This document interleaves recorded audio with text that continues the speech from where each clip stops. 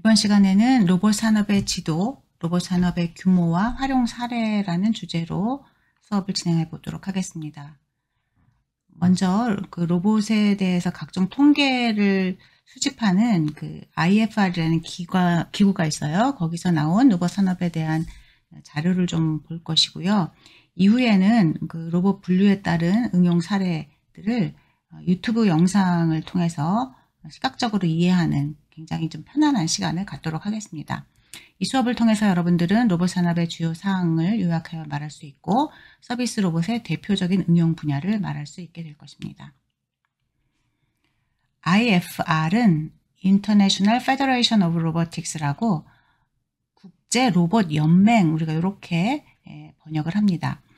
1987년에 설립된 비영리 기구이고 개인이 참여하는 기구가 아니라 이제 국가별로 로봇 산업을 다루는 협회들이 있어요. 그 협회들과 또 로봇 회사들, 또 부품 기업 등을 중심으로 이제 구성된 비영리 기구이고, 이 IFR에서 이제 월드 로보틱스라고 해서 매년 이제 연도별로 로봇 시장에 대한 통계를 두 권으로 나누어서 발표를 하게 됩니다. 앞에서 로봇을 분류할 때 인더스트리얼 로봇이랑 서비스 로봇으로 분류했었죠. 제조용이랑 서비스용으로 했었는데 별도의 책으로 해서 인더스트리얼 로봇 한 권, 그리고 서비스 로봇은 여기 전문 서비스, 프로페셔널 서비스, 퍼스널 서비스, 메디컬 서비스 합쳐서 별도의 두 권으로 발표하고 있는데요. 이 시간에는 간단한 통계의 수치만 좀 살펴보도록 하겠습니다. 먼저 인더스트리얼 로봇 쪽에서 2023년을 보면은 신규 로봇은 54만 대가 설치가 되었습니다. 이것은 전년 대비 2%포인트 정도 이제 줄어든 것인데, 그럼에도 불구하고 연속 3년간 연간 50만 대 이상의 신규 설치를 기록하고 있습니다. 그리고 이 신규 설치의 연평균 성장률, 지난 5년간 연평균 성장률을 보면 한 5% 정도가 되고, 누적 설치된 것은 430만 대 정도로 추정이 되며 연평균 한 12% 정도 성장해 온 것으로 보고가 되고 있습니다. 그러면은 제조용 로봇을 활용하는 산업은 어디서 하고 있는지 여기 이제 나와 있는데, 제일 눈에 띄는 것이 22년에 굉장히 많이 설치된 것이 이제 전기전자 쪽이었고요. 그리고 이제 자동차 산업, 그래서 전자산업이랑 자동차 산업에서 로봇을 가장 활발하게 쓰고 있다. 그리고 이제 금속 부분에서도 기계류에서도 쓰고 있고요. 또 화공 공장에서도 많이 사용을 하고 있고, 그리고 음식 부분에서도, 음식용 자동화에서도, 푸드 인더스트리에서도 상당히 큰 시장을 형성하고 있는 것을 볼 수가 있습니다. 그러면은 이런 제조용 로봇들이 실제로는 이제 공정 안에서 어떤 일을 하는가를 보면은 핸들링이라고 해서 물건을 나르는 일을 이제 가장 많이 하고 있고요. 그리고 용접, 조립하고 청소 등을 담당을 하고 있는 것을 볼 수 있습니다. 그리고 국가별로 이제 신규 대수를 누가 얼만큼 설치했는지를 보면은 정말 놀랍게도 제조용 로봇의 신규 설치의 이 51%가 이 27만 6천 대가 중국에서 설치가 된 거고, 우리나라는 연간 한 3만 대 정도, 3만 1천 대라고 되어 있네요. 약 3만 대 수준으로, 그래도 우리가 이제 그 제조 산업이 꽤 발달한 나라이기 때문에 한 4위 정도 하는 것을 볼 수가 있습니다. IFR이 선정한 24년 5개의 트렌드를 보면은 여기 이렇게 5개를 나타냈는데, 이제 AI와 머신러닝을 활용하는 것이 점점 증가되어 있고, 그다음에 협동 로봇이라는 것이 이제 새로운 응용 분야를 많이 창출하고 있다. 그리고 모바일 매니플레이터, 모바일 베이스 위에 이렇게 팔이 올라가 있는 그런 새로운 사용처들이 증가하고 있고, 또 휴머노이드들이 이제 약진을 해서 굉장히 두드러진다. 이런 것들을 5개의 새로운 트렌드로 보았습니다. 다음은 서비스 로봇 분야 정도입니다. 계속 지속 성장을 해왔고 한 20만 대, 20만 5천 대 정도로 신규 설치가 된 것으로 보이고 의료용 로봇은 6,200대 정도로 이제 상승세가 굉장히 두드러지죠. 그래도 30% 이상 이제 상승을 하였고요. 30%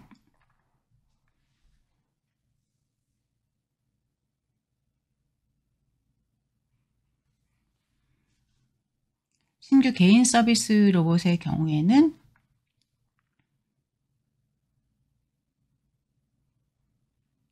한 410만 대 정도가 설치된 것으로 보고되어 있습니다. 그러면 프로페셔널 서비스 로봇, 메디컬 서비스 로봇들은 주로 어디에서 활용되고 있는지를 보면은 가장 큰 포션이 여기입니다. 물류 로봇이죠. 트랜스포테이션 로지스틱스라고 해서 물류 창고에 또는 물건을 배달하는 일을 하는 그 로봇이 굉장히 그 대수 자체도 많고요. 그리고 이제 비율도 30%, 35% 정도로 증가한 것을 볼 수가 있습니다. 그리고 두 번째로 많이 사용되는 것이 호스피탈리티라고 되어 있는데 이거는 물건을 판다든지 안내한다든지 예약해 준다든지 그런 서비스들이고요. 그리고 그 다음으로 큰 것이 농업용입니다. 상당한 자동화 수요가 있는 곳이고 다음으로는 전문 청소 그리고 이제 메디컬 헬스케어 쪽으로 이렇게 나타나 있습니다. 서비스 로봇을 공급하는, 만들어서 이제 제공하는, 파는 그런 국가가 상위 10개를 적었는데 이 제조용과 달리 서비스 로봇은 미국이 굉장히 강합니다. 그리고 부가가치가 높은 그런 좋은 제품들을 많이 가지고 있습니다. 미국이 1등이고요. 우리나라는 한 여기 와 있네요. 6위에 해당되고 있습니다. 그럼 국내 시장도 좀 한번 살펴볼 텐데 국내 시장은 한국의 이제 로봇산업협회라는 곳에서 조사를 하고 있고 지금 현재 자료가 나와 있는 것은 22년 자료가 나와 있습니다. 직원 100만 명당 제조용 로봇, 산업용 로봇이 몇 대 있는가를 우리가 로봇 밀도라고 하는데 제조용 로봇이 10,000명당 1,012대로 로봇 밀도는 세계 1위로 되어 있습니다. 우리가 로봇을 굉장히 많이 사용하는 거고 그 제조 산업이 활발하면서도 또 로봇을 많이 사용하고 있다 이렇게 보면 되겠고요. 매출의 규모는 한 6조가 채 안 됩니다. 네, 전년 대비 5.1% 증가한 것이고요. 그 다음에 기업 수는 2,500여 개가 되고 작년보다 전년 대비 9개가 늘었다고 하는데 그 품목별로 보면은 제조용 하는 곳이 절반 정도이고 그리고 로봇 부품이나 소프트웨어가 한 30% 그리고 전문 서비스, 개인 서비스 로봇이 이제 나중에 나머지들을 차지하고 있는 걸로 볼 수가 있습니다. 로봇 산업은 아직 그렇게 규모가 크지 않아요. 그래서 100억 원 이상 하는 데가 한 3%, 대기업이 많지 않고요. 그리고 100억 원, 50에서 100억 원 사이가 4.3%, 그리고 굉장히 소규모 기업이 이제 절반 이상 된다라는 것을 알 수가 있습니다. 지금부터는 이제 다양한 용도별로 이렇게 로봇들이 동작하고 있는 사례들을 동영상, 유튜브 동영상을 통해서 같이 보도록 하겠습니다. 여기서 전부 다를 보지는 못하고 일부 중요한 장면들만 이제 보고 갈 테니까 여러분들은 이 아래에 있는 링크를 통해서 조금 더 자세히 보고 싶은 장면을 찾아서 공부를 하면 좋을 것 같습니다. 첫 번째 거는 제조용 로봇 8처럼 생긴 매니플레이터들이고요. 여기 보면 페이로드가 500kg짜리다라고 되어 있는데 이게 이제 로봇의 어떤 성능을 이 로봇이 얼마나 많이 빨리빨리 움직이느냐 또 얼만큼 정밀하게 가느냐도 중요하지만 얼만큼 무거운 물체를 들 수 있는 그런 로봇이냐도 이제 중요한 지표 중에 하나가 되고요. 여기서는 이제 500kg짜리 보여주고 있고 사실 이런 로봇 팔이 자동차도 번쩍 들어올릴 정도로 뭐 2톤 이상의 물건을 들어올릴 수 있는 그런 로봇들도 존재합니다. 보통 공정에서 이제 용접 또 뭐 페인팅, 조립, 물체 이송하는 등 다양한 임무를 수행하게 됩니다. 여기서는 지금 자동차 그 차체를 이렇게 들어올리고 조립하고 하는 그런 장면들을 볼 수가 있고요. 그리고 로봇들이 이제 한 대만 독립적으로 동작하는 게 아니라 이제 2개 이상의 로봇들이 이제 협조 작업을 하기도 하고 컨베이어와 속도를 맞춰서 컨베이어가 이동하는 중에도 이렇게 같이 작업을 하기도 하고 이제 그런 좀 더 복잡한 그런 제어 기술들이 보편화되고 있는 추세입니다.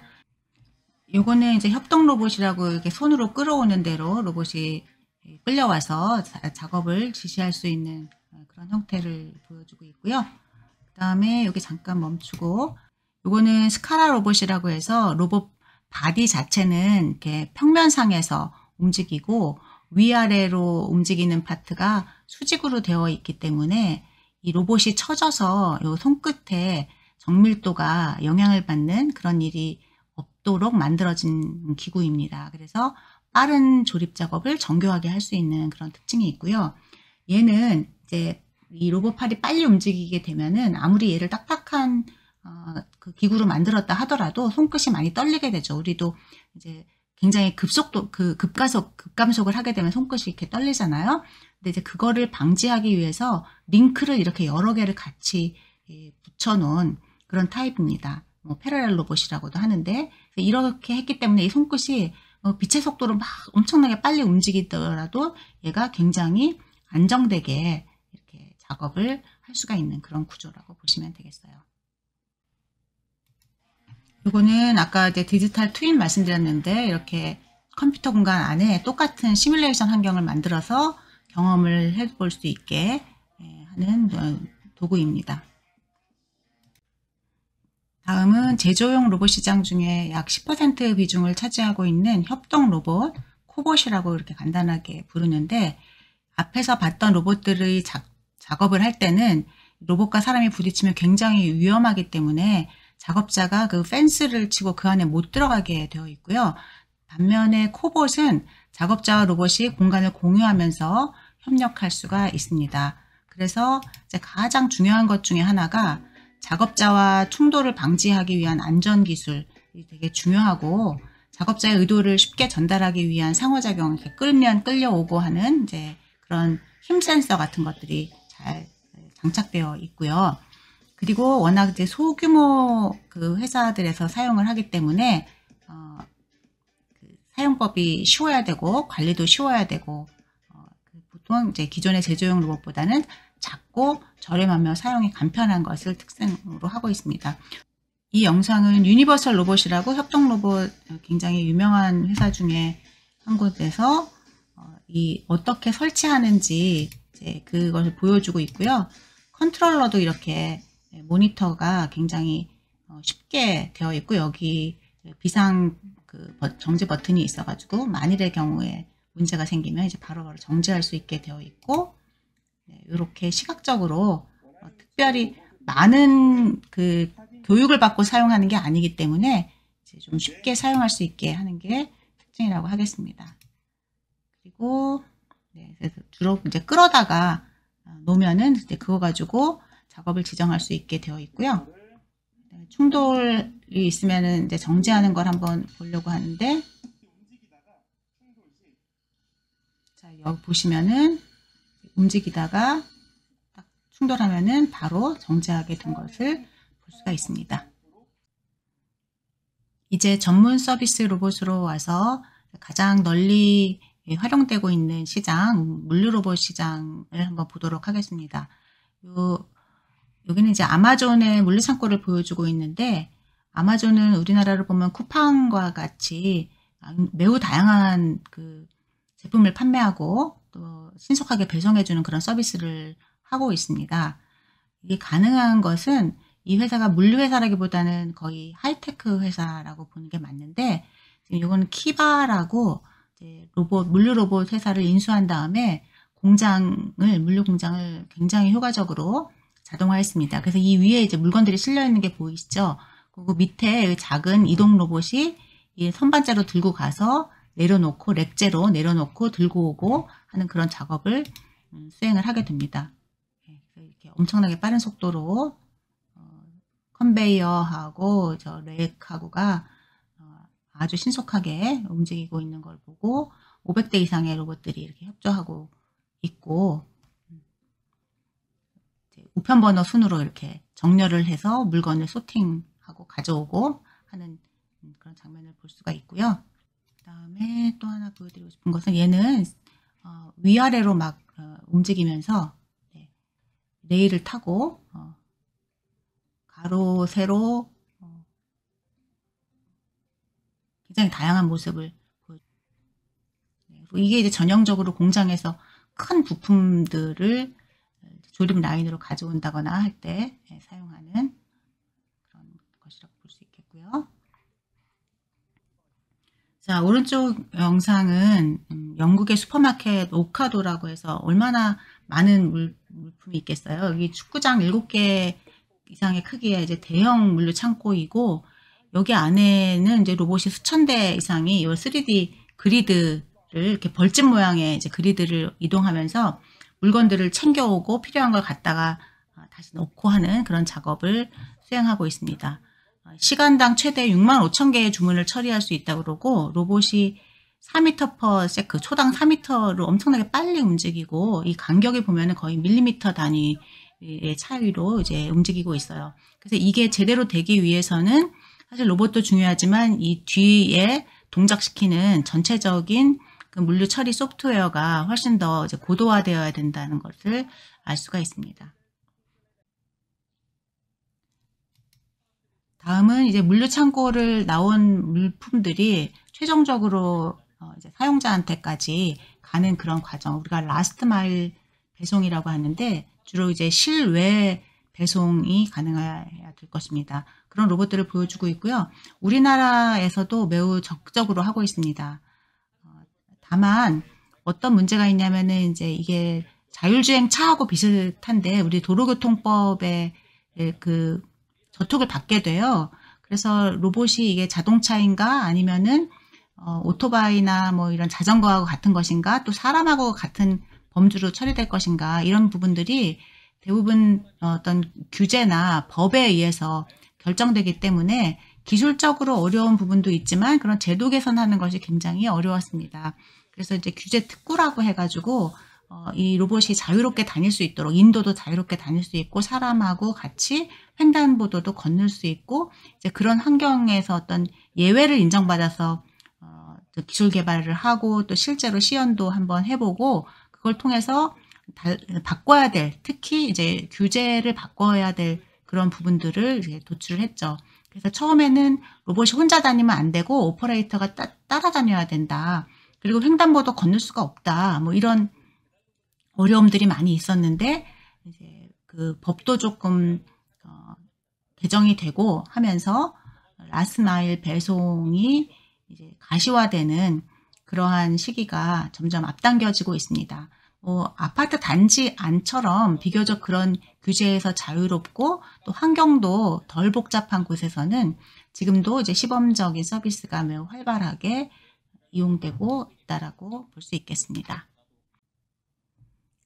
다음은 프로페셔널 서비스 중에서 이제 국방 쪽을 살펴보도록 하겠습니다.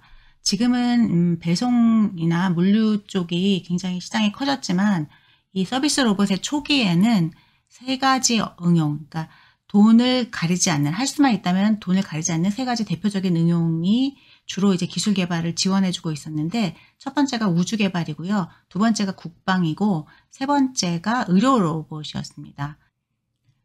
그래서 이 로봇은 사족 보행 위에 여기 발포까지 할 수 있는 것이 장착되어 있는데요. 굉장히 이제 뛰어난 기동성을 보이고 있는데 사실 이제 로봇이 물건을 들어주고 뭔가 군인한테 도움을 주는 것까지는 전부 다 수용할 수 있지만 과연 여기서 사람을 대상으로 발포까지 하는 게 맞는가라는 부분에 있어서는 상당한 논란이 있습니다. 그래서 이 국방 로봇은 로봇 윤리라는 그런 관점에서 앞으로도 우리가 상당한 합의를 이루어 가야 될 그런 과제가 있고 약속을 이제 지키기로 해야 되는 거죠. 근데 이제 아군을 보호하는 역할은 로봇이 사람을 보호한다는 본질적인 거에 맞는 거고, 그런데 이제 적군을 또 살상하는 것이 과연 아군을 보호하기 위해서 살상할 그럴 자격이 있는 것인가라는 부분에 있어서는 매우 큰 우려가 공존하고 있는 그런 상황입니다. 다음은 공장에서 뭐 가스 누출이라든지 아니면 공정의 완성도라든지 하는 부분을 모니터링, 검사하고 모니터링하는 그러한 영상을 볼 수가 있습니다. 이거 이제 화학 공장에서 사족 로봇이나 또 다른 바퀴형 로봇들이 이 센서를 가지고 이동하면서 데이터를 수집을 해오고요. 이런 수집된 데이터들이 이제 이렇게 시스템에 모여서 실제로 이제 사람이 다가가기 어려운 그런 부분에 대한 공정조사나 또 진도에 관련된 체크도 할 수 있는 그런 것이 굉장히 또 대표적인 응용 사례 중에 하나라고 할 수 있겠습니다. 다음은 전통적인 프로페셔널 서비스 로봇의 중요 적용 분야 중에 하나인 우주 개발에 활용된 로봇을 보여주고 있습니다. 나사에서 로봇을 매우 많이 보냈죠. 그래서 달에도 보냈고 화성에도 보냈는데 이거는 퍼시비어런스라고 비교적 최근에 화성에 보낸 거고, 얘는 가서 화성을 탐사해 가지고 거기 흙이나 바위 같은 거를 지구로 다시 보내는 그런 역할을 하고 있습니다. 이거 말고도 큐리오시티 등 여러 가지 로봇들이 있고요. 그 탐사용 로봇들이 보낸 이미지가 원격으로 우리가 보낸 이미지들이 나사 홈페이지에 가면은 다 볼 수가 있어요. 그것들도 한번 살펴보시면 굉장히 재미있는 그런 자료가 될 것입니다. 자, 이번에는 전문 서비스 로봇 중에서 농업 분야에 대한 또 영상을 좀 보도록 하겠습니다. 이 자율주행이 일반 도로는 또 사람이 많이 다니고 해서 아직까지 완전 자율주행이 어려운데, 이 농업에서는 이제 논이나 밭에서 트랙터가 아주 넓은 영역을 혼자 다니는 것은 아무런 문제가 없고요. 그래서 여기 존 디어라는 이런 전통적인 농기구 회사가 어떻게 자율주행을 결합해서 또 인공지능으로 여기 타이틀은 농기계의 테슬라가 됐다라고 이렇게 하는데, 영상을 직접 보면 정말 놀랍습니다. CES는 농기구 회사가 갈 수 있는 곳이 아니라 우리가 지금 AI나 전자 신기술을 선보이는 그런 곳이었는데, 여기에서 이제 가장 관심을 받는 부스 중에 이제 하나였다고 해요. 길이가 37m나 되는 그런 날개를 가진 엄청 대형 트랙터를 출시를 했고요. 사실 이런 거를 어떻게 전시 공간 안에 가져왔을지 그 규모가 대단합니다. 네. 먼저 씨 뿌리는 데 필요한 파종 기술, 그 다음에 제초 기술을 살펴보면은 초당 30개의 씨앗을 지면으로 발사를 하는데, 그냥 씨앗만 뿌리는 것이 아니라 씨에다가 이렇게 비료를 살짝 뿌려서 같이 씨를 뿌리는 겁니다. 이렇게 되면은 비료의 사용량을 굉장히 줄일 수가 있다고 하는데요. 네, 미국에서 옥수수 재배에 연간 1억 4천만 갤런의 비료가 사용되는데, 이 기술을 사용하면서 9,300만 갤런으로 줄였다. 상당히 비용도 절감했을 뿐만 아니라 환경 오염 요소도 줄인 것이고, 마찬가지로 이제 잡초를 뽑는 제초 기술도 마찬가지인데, 이제 제초제를 뿌릴 때 딱 정확하게 잡초의 위치를 파악하고 거기에만 뿌리기 때문에 이제 토양의 오염이나 또 제초제의 사용 등을 이렇게 줄일 수가 있습니다. 그리고 이 AI를 이용한 완전 자율주행을 구현했기 때문에 농부는 일 시켜놓고 자기 스마트폰으로 이렇게 모니터링하면서 이제 중요한 작업 지시를 할 수가 있는 것입니다. 이제 굉장한 혁신이라 할 수가 있고요. 이 자율주행 트랙터가 파종도 하고 그다음에 비료도 주고 또 제초도 하고 나중에 수확도 할 수 있는 그런 일반적인 것에 반면에서 오른쪽에 보여주고 있는 거는 제초 로봇입니다. 이 로봇은 인공지능과 컴퓨터 비전을 활용해서 작물과 잡초를 딱 구분해낸 다음에 정확하게 이렇게 조준을 해서 그 친환경 기법이죠. 그러니까 비료를 사용하지 않는 그 레이저 기법을 사용해서 잡초를 제거하고 이제 꼭 필요할 때만 화학 물질을 사용하는 방식으로 잡초를 제거한다고 해요. 그래서 이걸 통해서 화학 물질의 사용을 최대 95%까지 줄이면서 시간당 50만 개의 식물을 처리할 수 있다고 하는데 잠깐 영상을 통해서 이제 보도록 하겠습니다. 지금 카메라로 잡초를 인식하는 디텍션 하는 것을 볼 수가 있고 거기에 레이저와 화학 물질을 가지고 제초 작업이 이루어지는 것을 볼 수가 있습니다.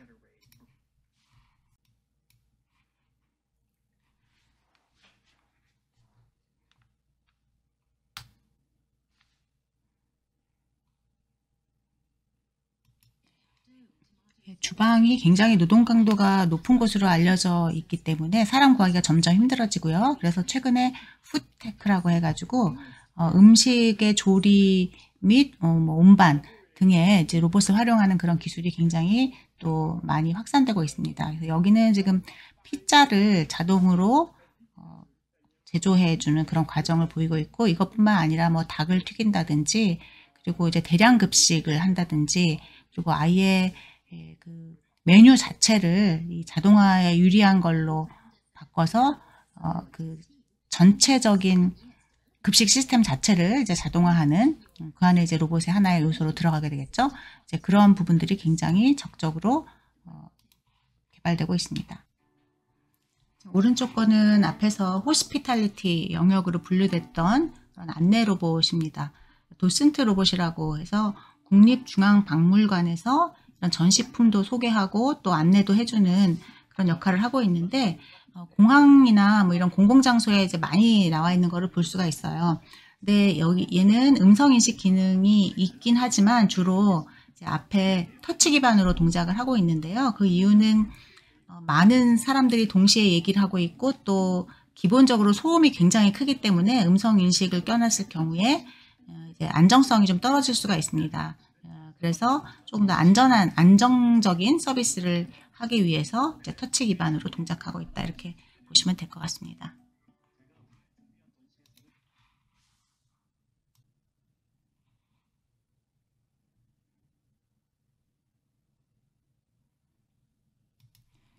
다음은 컨텐트 산업에서 활약하고 있는 로봇들의 모습을 좀 보도록 하겠습니다.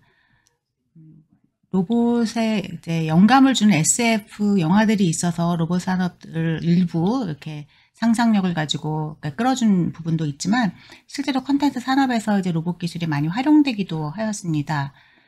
아주 초기에는 우리 놀이공원 가면은 이제 움직이는 동물이나 사람들 있잖아요. 그걸 애니멀트로닉스라고 해가지고 이제 로봇 기술을 활용해서 움직이는 전시물 같은 것들을 만들었었고 이렇게 영화에서 필요한 경우에 특별 제작한 이런 기구들이 활용되기도 하였습니다. 이 회사들 중에 저는 이제 디즈니라는 회사를 하나 좀 얘기해 주고 싶은데요.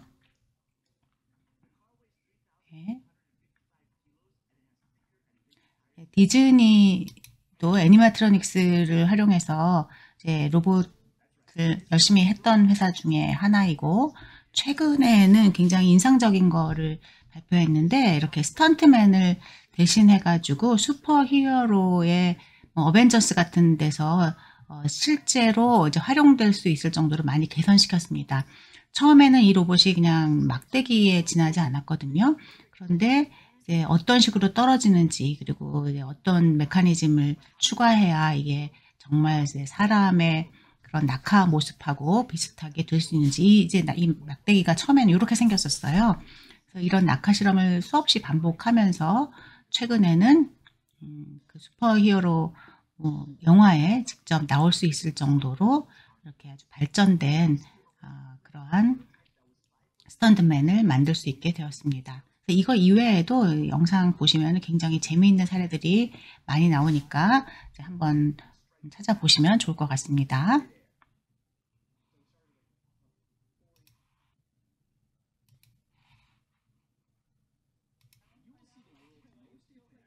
네, 다음은 입는 로봇, 웨어러블 로봇, 또 외골격 로봇, 엑소스켈리톤 로봇이라고 하는 부분을 살펴보도록 하겠습니다.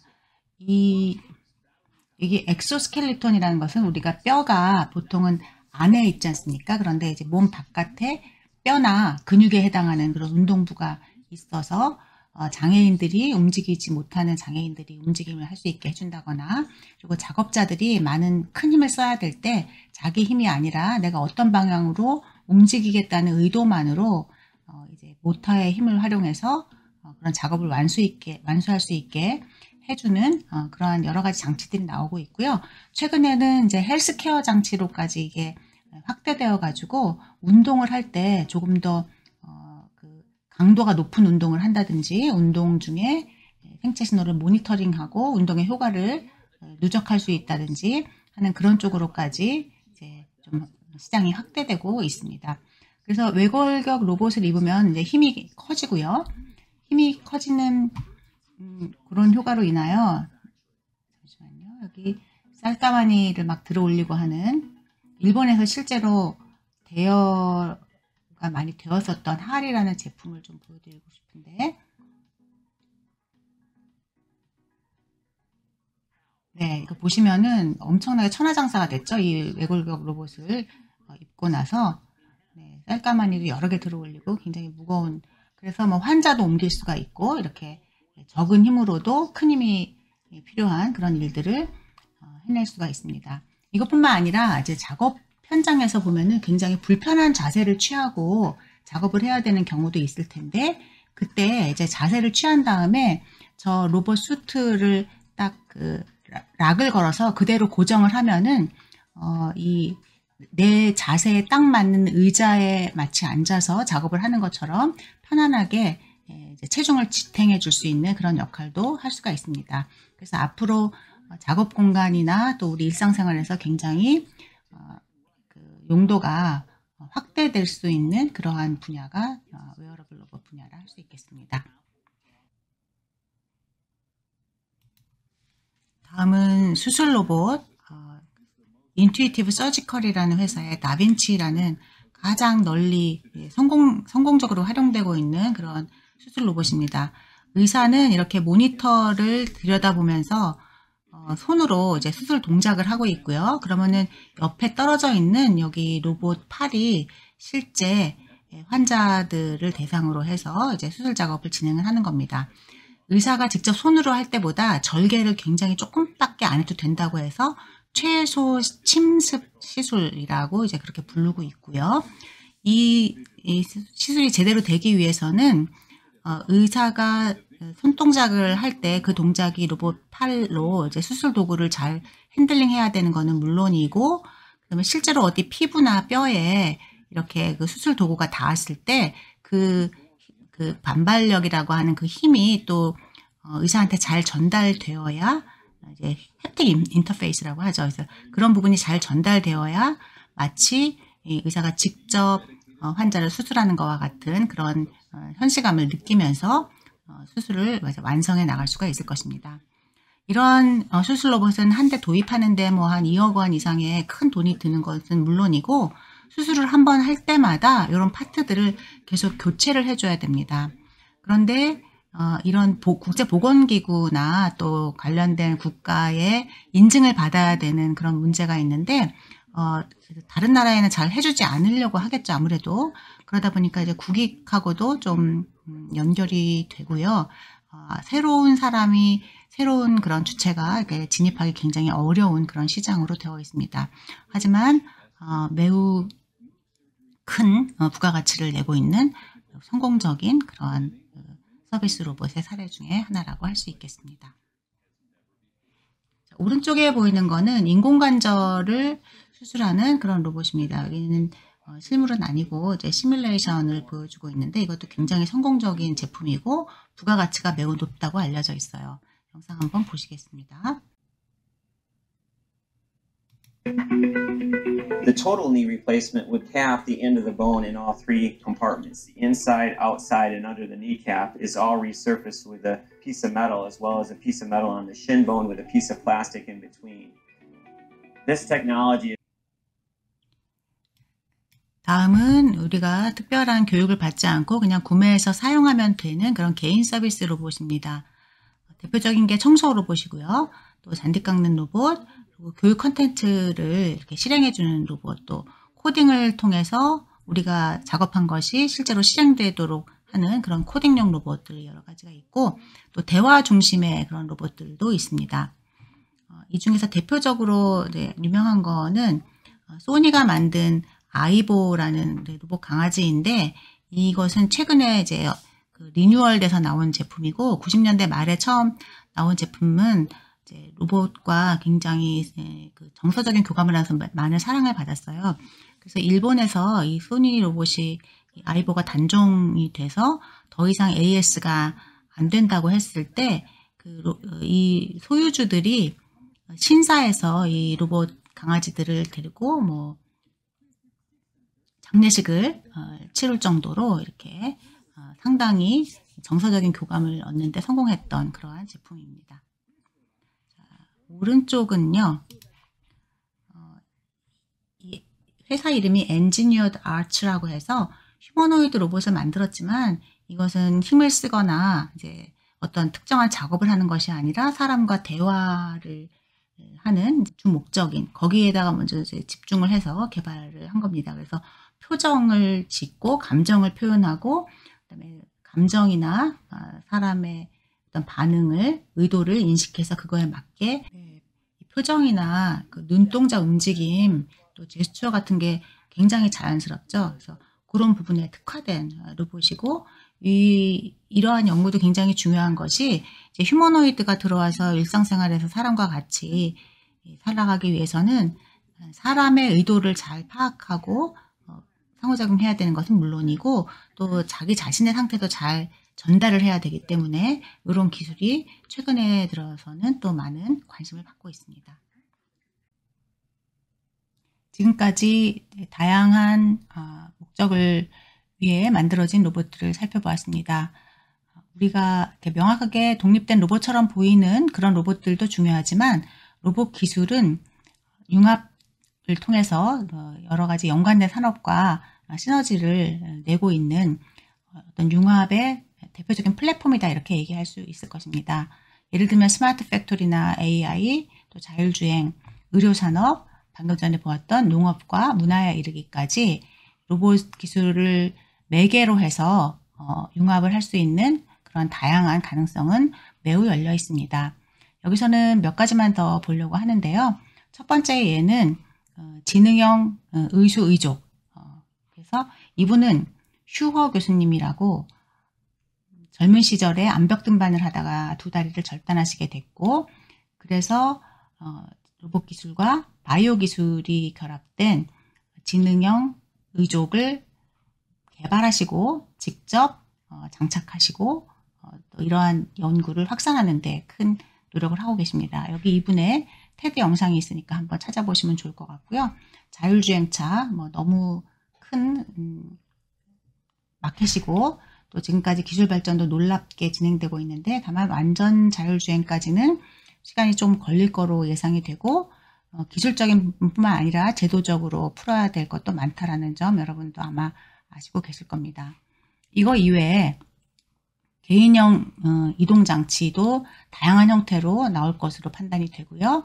이게 지상에서의 이동장치뿐만 아니라 드론이나 에어택시 같은 부분에서도 로봇 기술과 또 기존의 레가시 기술들의 융합으로 우리가 큰 변화를 맞이할 수 있을 것으로 기대합니다. 마지막으로 타산업과 융합하는 로봇 기술 사례로 키네틱 아트, 움직이는 아트라고 해서 이거 굉장히 좋은 작품이라서 이거 하나만 보고 마치도록 하겠습니다. 이 작가는 최우람이라는 작가인데요. 움직이는 그런 구성품을 활용해서 이렇게 스케일이 큰 것부터 작은 것까지 굉장히 영감을 주는 그런 작품을 많이 만들고 계십니다.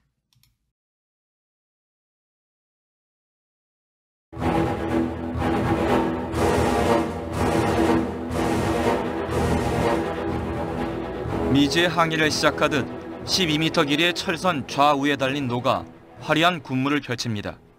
선장은 2명, 가리키는 방향은 정반대. 목적지를 가늠하기 힘듭니다. 움직이는 조각 키네틱 아트를 통해 기계 문명에 대한 인간의 욕망과 공동체의 방향성을 꾸준히 탐구해온 최우람 작가의 신작입니다. 첨단 기술과 미술이 접목된 웅장한 퍼포먼스를 보기 위해 지금까지 40만 명 넘게 방문했습니다. 70개의 이 팔, 노로 구성이 되어 있는데요. 이 노 하나하나마다 그것들의 신호를 주고 움직임을 제어하는 하나의 컴퓨터가 다 있다고 보시면 됩니다. 그래서 총 70개의 컴퓨터를 또 하나의 큰 컴퓨터가 제어를 하고 있고 신호를 주고 있고 3마리 검은 새가 상공을 유유히 맴돌며 아래를 응시하고 거대한 원탁 위에선 둥근 머리 닮은 공이 이리저리 굴러다닙니다. 모션 캡처와 제어 프로그래밍 등 첨단 로봇 축구 기술을 적용한 작품입니다. 18개의 밀집 인형이 원탁을 힘겹게 들어올리는 다리 근육의 떨림까지 섬세하게 구현했습니다. 꼭동의 문을 연 LG 안택센터 서울 로비로 올라가다 보면 천장에서 펼쳐지는 화려한 꽃송이의 향연에 빠지게 됩니다. 진달래와 남산 제비꽃 등 토종꽃들의 색감을 은은하게 살린 네덜란드 2인조 작가 스튜디오 드리프트의 키네틱 아트 메도우입니다. 기술과 예술의 결합이 진화를 거듭하며 일상 속에서 별세계 체험의 기회를 제공하고 있습니다.